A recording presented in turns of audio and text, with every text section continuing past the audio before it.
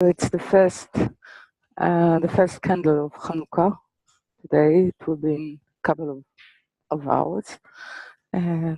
So we are going to combine the study of this portion of Torah, which is Vayeshev. It means it's to dwell or to settle, which is more accurate translation of Vayeshev. And we have to see what actually is being settled, and the moment there is an agreement on a settlement, what actually it means, and as well to understand perhaps the calling, or the I can say more than it's sort of beckoning, the way that Hanukkah is beckoning us to settle. One can say to settle the disagreement or the opposition between the spirit, or all its with all its degrees, soul, pneuma, or ghost spirit, with the body. So we can read that the agreement of "and Jacob dwelt or settled in the land in which his father has sojourned," or in which his father lived,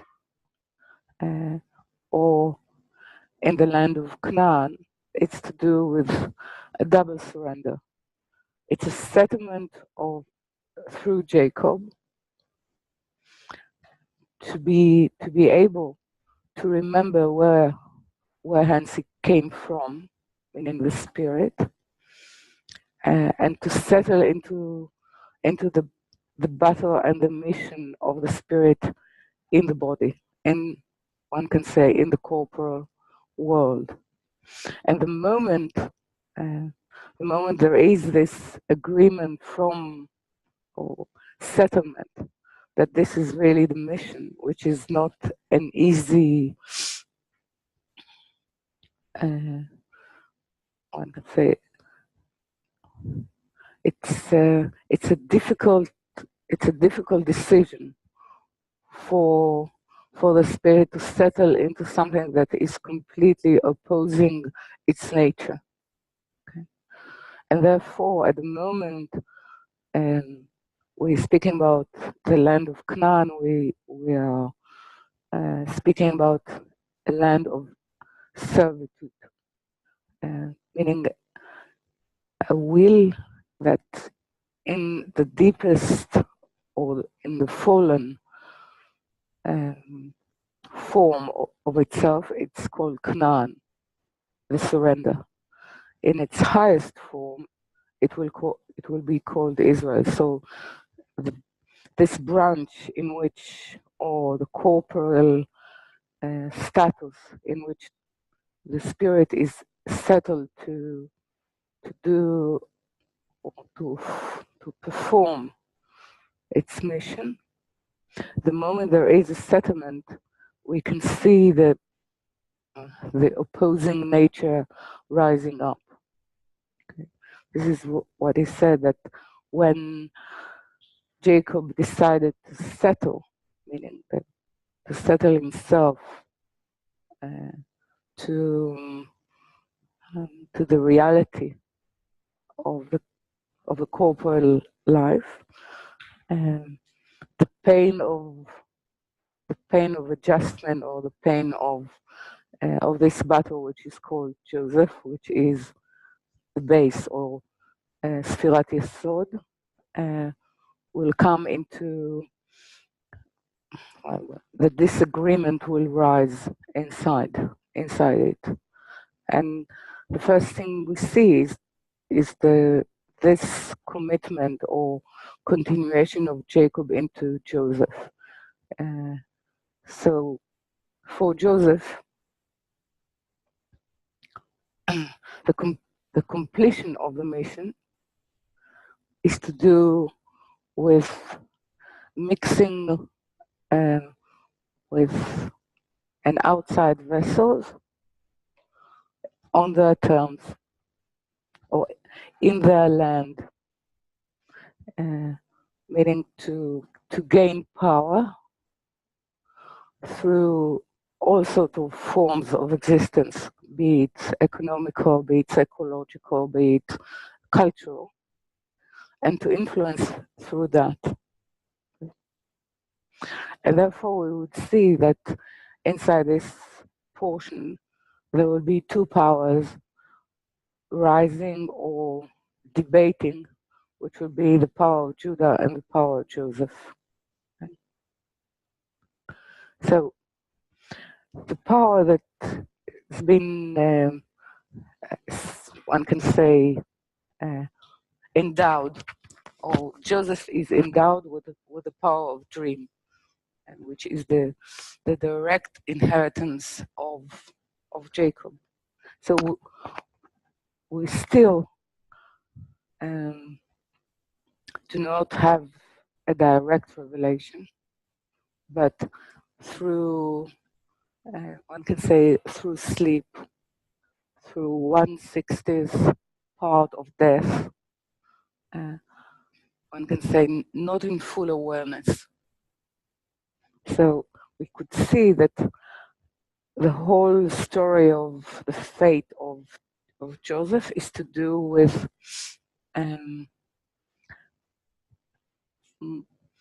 more a sense of something is pushing. It's not a self-conscious decision.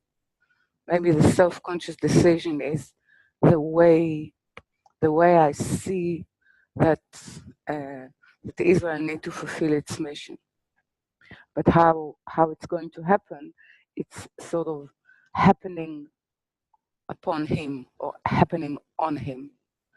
While in Judah we see that it's a conscious decision all the time. Okay? Because it as well suggests, or what is being offered here, that being a righteous person, there's no way one can fall. There's no there's no return from the fall. And what Judah is proposing, that you can consciously make a mistake, even if your intention was good, but there is always a way to return, and repentance and coming back or returning to the source of ourself, one can say. It's the one can say the most wondrous miracle of the relationship, or the possible relationship between the creator and the createe. It means that there is always a possibility of coming back into consciousness of the mission and the true way in which it needs to be sort of opened up. Okay. So what I'm saying, that settling, the word to settle in, it's very much to do with Hanukkah, and with the fact that it is a memory, one can say, a memory that need to be reclaimed today in our journey, that above and beyond any reasonable political or realpolitik of our existence, there need to be a demand of sovereignty to decide, and which one can say allow the power of decision on the way of life. Because if we don't have in our existence this sovereignty of expressing our way of life, of studying, of looking into how we would like to invest the precious gift of, let's say, time. There will be always powers that will intervene and try to rob us from being able to express it. So settling into the journey that the spirit needs to do here in corporal life means that we need to fight for the ability to actually allow the spirit to express itself. Yeah. So it is exactly this, one can say, the settlement of the argument between Joseph and Judah. Are you going to actually accept the dominion or rule of different ways of life and to try to influence it from there, to influence other spirits from there, or you're going to establish a center where you have a sovereignty, and then from there you will spread the light, and everyone who needs it or wish it or something that has awoken in him will come to take whatever they need and to take it to their places. So usually what we consider to be a miracle in Hanukkah is sort of the outside, or the outer rim of it is that it was that the little oil that was found after the destruction of and the defilement of the temple was enough for 7 days. But this is actually not a miracle, because inside the temple there was a constant miracle of a candle or a light that was fed on olive oil, which is important. The olive oil, the olive being not only a symbol but a way of how you extract the oil from the olive. You need to smash it. So the ability to smash in ourselves all sorts of perception which are imprisoned by the will to receive for oneself is that which allow this particular oil or this particular wisdom to come out. So the point is that not that the miracle or what was outstanding is the fact that it was enough for 7 days, because if there is a light in the temple, is always for the whole week. It has never been extinguished. So if there is a coming into the temple, it is natural. What is not natural, which is to do with why actually we're speaking about in the poem of the Greeks or the Greek philosophy, sort of surrounding the ability to find in ourselves that which is above and beyond the perception of our mind. It's usually the Greek philosophy is described as the biggest light of the Western world.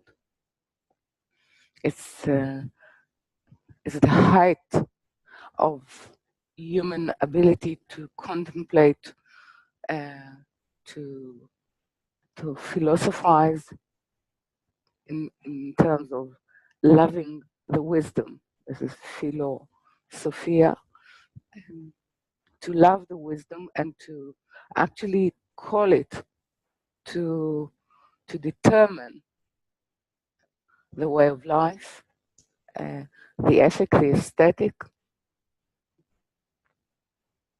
So why actually it becomes such a trouble, such a threat, and actually an exile? We can see that if we understand, which is to do with, one can say, the way Joseph is leading, go into the way of thinking and economics of the will to receive and the governing culture of the time, which is Egypt, and from within try to influence, not actually registering that there is this the danger of being to disappear, actually, and not to be able to control your values, or to control actually the very intimate relationship with the higher. So I'm bringing it back into the time of the Maccabee and why the Greek way of thinking or Western way of thinking is a threat, because it is to do with what we study for a long time. It is to do with actually drawing or pulling down wisdom to oneself, to the use of oneself, right? To the use of the interest, not of becoming adequate to the light, but to actually control it through our interest, through the interest of humans, without actually considering the source or the need to go over the limitation. Yeah. It's sort of growing the limitation according to the will to receive. Right?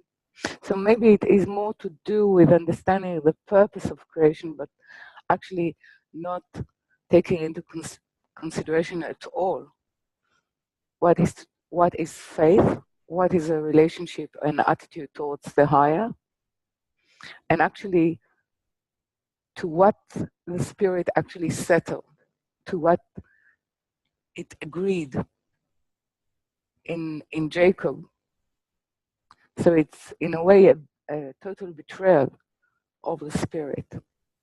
So when we're saying that that the Greek mind sees, we're forming a siege over the possibility of Israel. And the possibility of Israel means to serve the extension or the extension of the light or the creator in a way that it will be in partnership to the same purpose, that it will allow an evoluting process that is to do beyond the limitation of our mind, and to allow, one can say, a constant completion by the higher. So the miracle was that they could find this small container of oil, of wisdom, which was sealed by the seal of the great priest, meaning sealed by faith, sealed by grace, by wishing to allow the higher to extend. Okay. So this was, one could say, a reformation or tikkun of that possibility, which we actually trying to remember and celebrate today.